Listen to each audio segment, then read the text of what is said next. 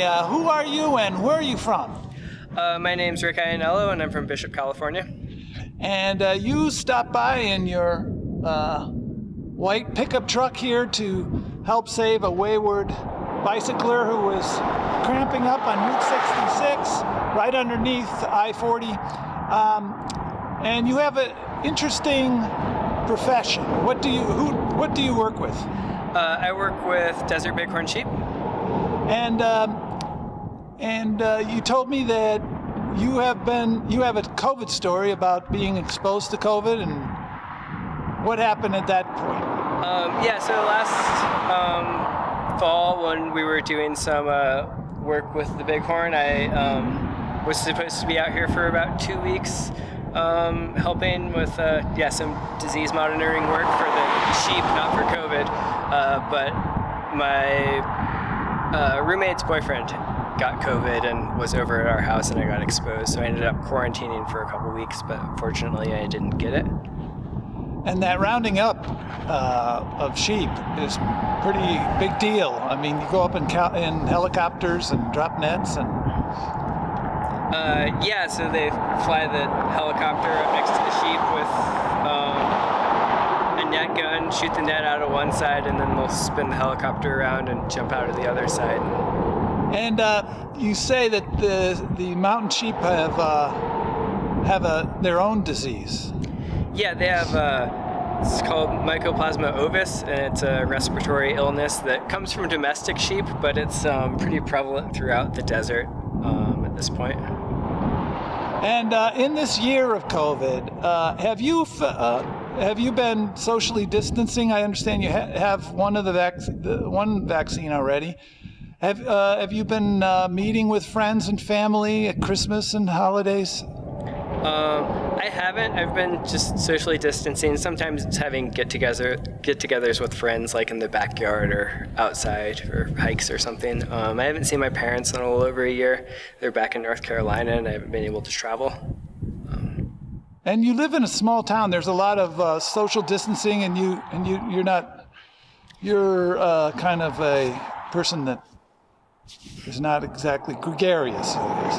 Yeah, I'm not the opposite of that, but yeah, I don't have much of a problem being by myself. And yeah, living in a small town of about 10,000 people, it's been pretty easy. We have a lot of outdoors to get away into, so it's not like I've been cooped up in a city apartment or something, so I think it's been a lot easier for me getting through the pandemic than other people's. And so you have not felt any personal anxiety or unhappiness despite this year of pandemic? Yeah, I don't think necessarily much that was directly related to the pandemic itself. I'm trying to read you. Is it that you thought that you're not likely to get it then? No, it was, I think because of my general behaviors, I was unlikely to get it. I did have that one close call with my roommate's boyfriend, but yeah, I think I've been... So that's how you're coping with it, is that you think, hey, I'm low risk. Yeah, by, social distancing, mask wearing. Vaccination.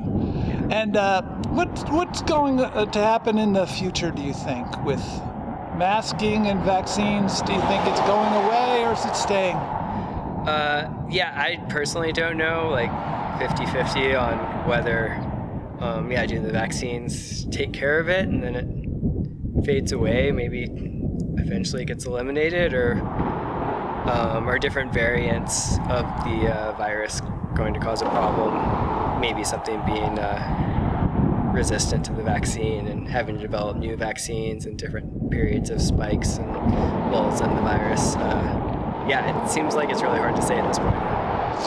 You're a trained biologist, so it's natural that you're listening to the scientists about the dangers of COVID.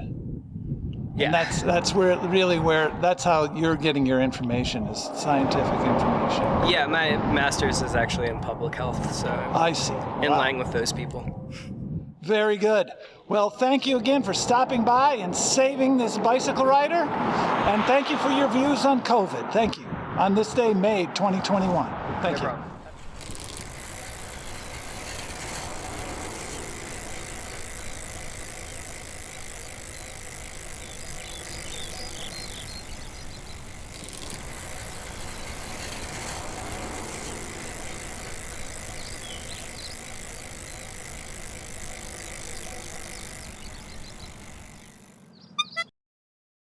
Important note.